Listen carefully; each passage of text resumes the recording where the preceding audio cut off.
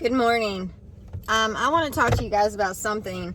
I'm waiting on my son. He gets out of school at 10:30. I'm just sitting in the parking lot waiting on him because I don't have anything else to do. But I wanted to talk to you guys about something. The other day, I was laying in bed. And, we all know that, when we die, that's it. We don't live again. That's it. We're never going to see life again. But it really hit me. This is it. This is the only life that we have to live. When this life is over, we never know when we're going to die. Car wrecks happen every day. You just never know. People get sick, and I've been very sick lately. I have something wrong in my stomach and I keep getting these pains. Now, I did go to the doctor about it, and I'm not talking just like a cramp. I'm talking sweat pouring off my body. I am buckled over. It scares my kids to death, and it scares me for them because I don't know if I'm going to be okay or not, because this pain is the worst pain that I have ever had in my life. How sometimes you'll get a constipation pain? It's that times 20. I'm talking, I feel so hot in my head that I feel like my head will explode from being so hot. I am a very cold-natured person. I am always cold. My hands are always cold. My feet are always cold. So very rarely I get hot. I'm usually cold all the time. That's why I got 3 coats on right now, 2 pairs of pants, a boggin, and my feet and my hands are still cold. And my nose. But anyways, I don't get hot very rarely. So, for me to be hot is a big deal. Now, the last episode that I had, I also became nauseated.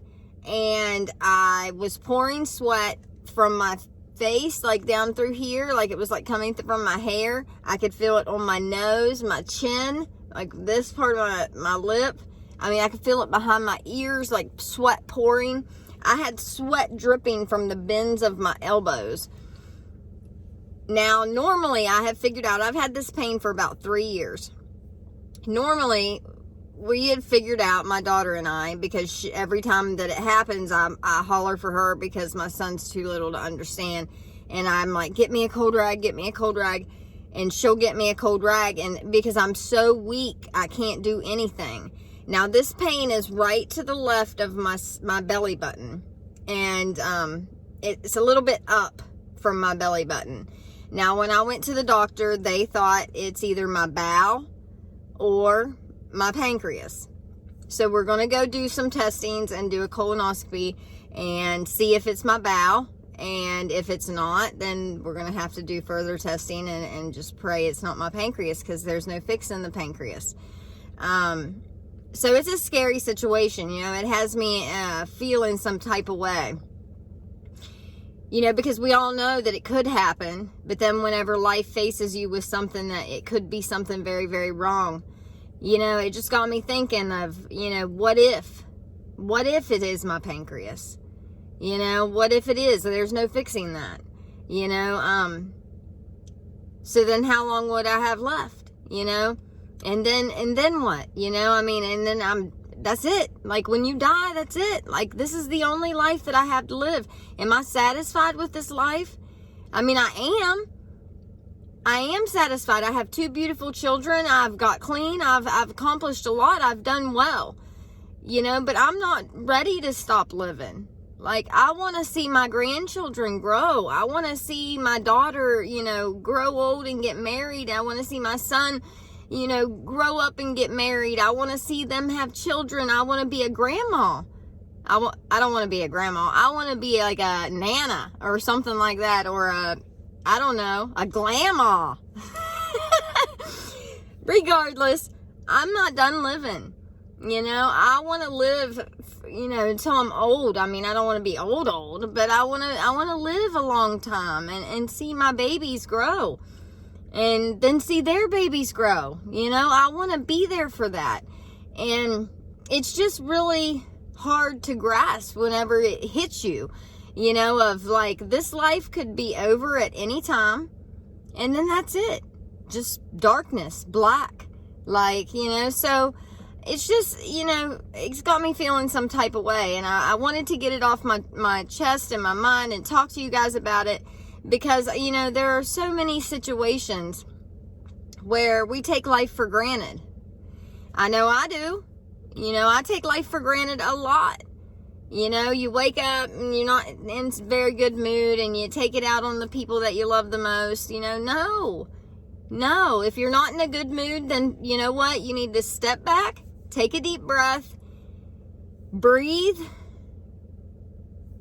some more, think about it, and realize that you love these people. You know, you don't want to take it out on the people you love the most in this whole world, you know, because then they're left with those bad memories of you, you know, that you can't take stress. You know, when you're stressed, you take it out on them. I don't want to be like that. I want my kids to say, I remember my mom was always happy. You know, she always loved us. She was always there for us. You know, she always did everything that she could to make us smile. I want them to remember me that way. And I hope that they do. I hope that my daughter, I know my son will, because, you know, he has never seen me as an addict. He's not going to remember me as an addict. But, you know, my daughter does, you know, and I hope that these happy times that we've had together in the past 3 years have overridden anything that I might have said or done in my active addiction, because a lot of times I don't remember. You know, she'll tell me stuff that we did and I said, and we, you know, things that happened, and I don't remember. I wish that I did, and I wish I could say I'm sorry that happened, because I remember that. But I just have to say I'm sorry that happened. I don't remember that. And it's sad. You know, I wasted a lot of my life in active addiction doing stupid shit that I don't even remember. You know, I mean, it's sad. It's sad, and I hope and pray that, you know, there's just way too many funerals going on that are, you know, a result of addiction, and it makes my heart sad. You know, there are children being left behind with no parents. You know, their grandparents are raising them because, you know, their parents have died, or their parents are trapped in active addiction still, and their grandparents are raising them. That was me for a long time. You know, my parents helped me raise my daughter because I was not a good mom. You know, I wasn't. I mean, I'm not going to sit here and say that I was, because I was not a good mom. But I am today. You know, I am a very good mom today. I have my children with me 24/7, and I would not have it any other way.